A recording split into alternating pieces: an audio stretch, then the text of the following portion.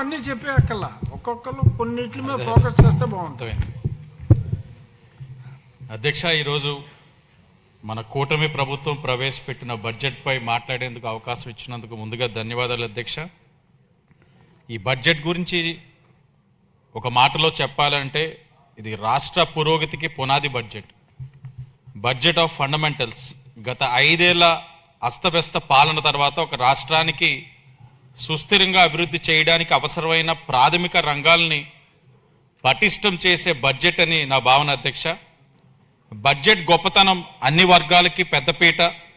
ఈ బడ్జెట్ వికసిత్ ఆంధ్రప్రదేశ్ 2047 లక్ష్య సాధనకు బలమైన అడుగు. ఈ బడ్జెట్ గొప్పతనం ఏమిటంటే ఇది కేవలం కొన్ని రంగాలకే పరిమితం కాలేదు, మొత్తం భారీ బడ్జెట్ని ప్రభుత్వం ప్రవేశపెట్టింది.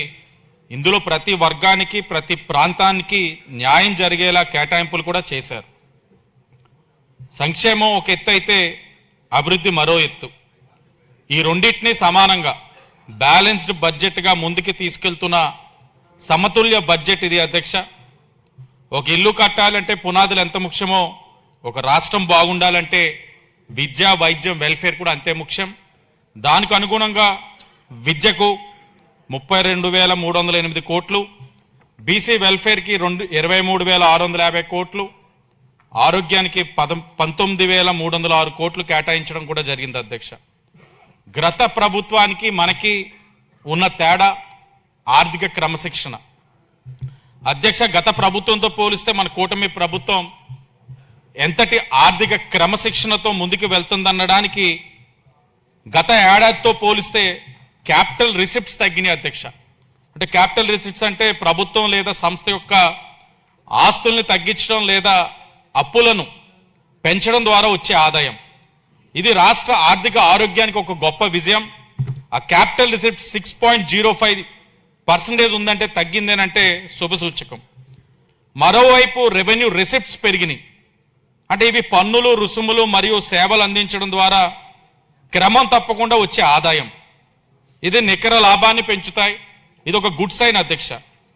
అలాగే అప్పులు తగ్గిస్తూ ఆస్తులను సృష్టించే దిశగా మన ప్రభుత్వం అడుగులు వేస్తుంది అనడానికి ఈ అంకెల్లే ప్రత్యక్ష సాక్ష్యం. అలాగే క్యాపిటల్ ఎక్స్పెండిచర్ కూడా 19.84% పెరిగింది అధ్యక్ష. అంటే దీర్ఘకాలిక ఆస్తులు కొనుగోలు చేయడానికి, మెరుగుపరచడానికి లేదా విస్తరించడానికి చేసే పెద్ద ఎత్తున పెట్టుబడి. ఇది వ్యవస్థ సామర్థ్యాన్ని పెంచే ఒక పర్యాయ వన్ టైం ఖర్చు. సో క్యాపిటల్ ఎక్స్పెండిచర్ కూడా 19.84% పెరగడం అన్నది ఈ ప్రభుత్వం ఒక చిత్తశుద్ధి అన్న విషయాన్ని కూడా మీకు తెలియజేస్తా ఉన్నాను అధ్యక్ష. స్వర్ణాంధ్ర 2047 కోసం 10 మార్గసూత్రాలను కూడా మనం పెట్టుకున్నాం. చాలా కీలకమైన చర్చించుకుంటూ వెళ్తా ఉన్నాం. అలాగే అమరావతికి 6,000 కోట్లు కేటాయించడం పైన కూడా హర్షం వ్యక్తం చేస్తా ఉన్నాం అధ్యక్ష. గడిచిన 5 సంవత్సరాలు చూడండి, రాజధాని లేని రాష్ట్రం ఈరోజు గర్వంగా చెప్పుకోవచ్చు. ప్రపంచ దేశాలు కూడా గర్విస్తూ ఉన్నాయి ఆంధ్రప్రదేశ్ రాష్ట్రానికి కూడా ఒక రాజధాని ఉందని. ఈరోజు అమరావతి రాజధాని అన్నది సెల్ఫ్ సస్టైనబుల్గా రాబోతా ఉంది అధ్యక్ష. తప్పకుండా బాబు గారు ఒక నాయకత్వంలో ఇది రూపాంతరం చెందుతుందని దృఢ విశ్వాసం అయితే ఉంది అధ్యక్ష. అదేవిధంగా అమరావతి రాజధానితో పాటు అన్ని ప్రాంతాలు కూడా సమాంతర అభివృద్ధి చెందే విధంగా కూటమి ప్రభుత్వం కృషి చేస్తా ఉంది అధ్యక్ష. ఈ సభ ద్వారా తెలియజేస్తా ఉన్నాం. దీనికి ఉదాహరణ భోగాపురం ఎయిర్పోర్ట్కి 155 crores, Machilipatnam port and fishing హార్బర్కి 150 crores, రామాయపట్నం పోర్ట్కి 100 crores, బావనపాడు పోర్టుకి 100 crores. అలాగే బడుగు బలహీన వర్గాల సంక్షేమం కోసం గత 5 సంవత్సరాలకి నిరాదరణకి అయిన ఆదరణ పథకానికి ఈ రోజున ఆదరణ కల్పిస్తూ 1000 కోట్లు కేటాయించడం. ఎన్టీఆర్ భరోసా పెన్షన్స్, తల్లికి వందనం, ఎంతమంది పిల్లలు ఉంటే అంతమందికి. అంటే ఒక పక్కన సంక్షేమానికి కూడా ప్రాధాన్యత ఇచ్చుకుంటూ ముందుకెళ్తా ఉన్నాం. విద్యారంగం అధ్యక్ష, గతంలో నాడు నేడు మనం చూసాం.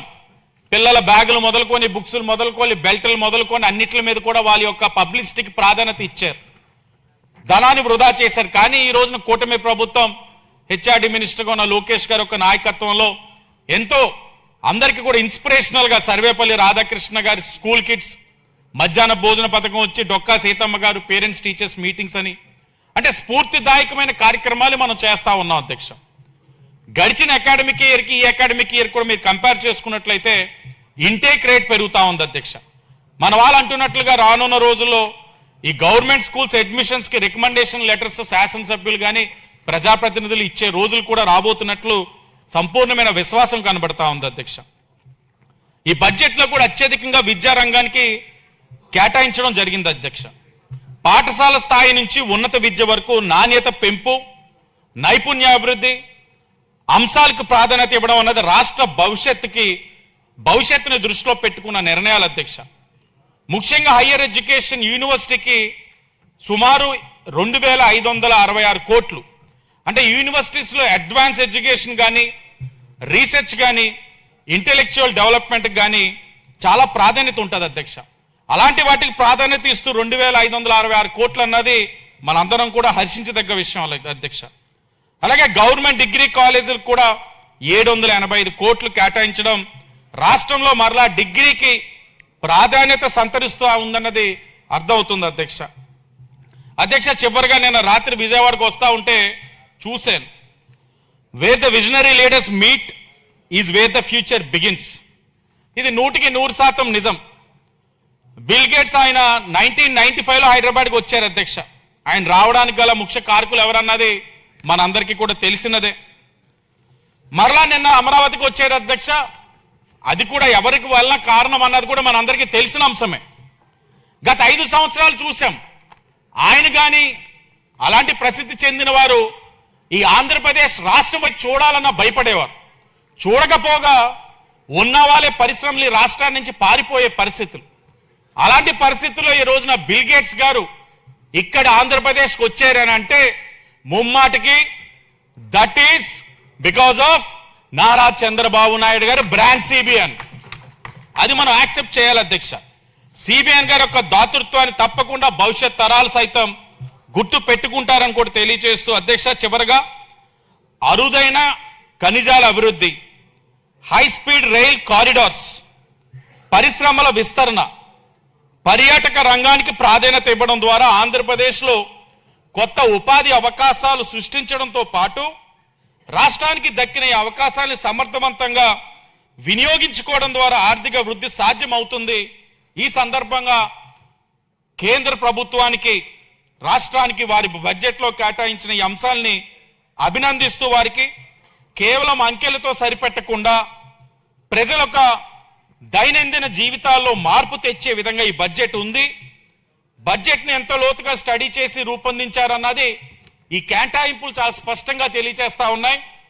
అప్పులు తగ్గిస్తూ, ఆదాయం పెంచుతూ రాష్ట్ర పునాదులను పటిష్టం చేస్తున్న ఈ బడ్జెట్ని ప్రవేశపెట్టిన పయ్యావులు కేశవ గారికి, గౌరవ ముఖ్యమంత్రి గారికి, ఉప ముఖ్యమంత్రి గారికి, యువ నాయకులు లోకేష్ గారికి మనస్ఫూర్తిగా అభినందనలు తెలియజేస్తూ నేను ఈ మనస్ఫూర్తిగా ఈ బడ్జెట్ను సమర్థిస్తున్నానని కూడా తెలియజేస్తూ అవకాశం ఇచ్చినందుకు ధన్యవాదాలు అధ్యక్ష. శ్రీనివాస్ గారు చాలా స్పష్టంగా అద్భుతంగా మాట్లాడారు. సమయ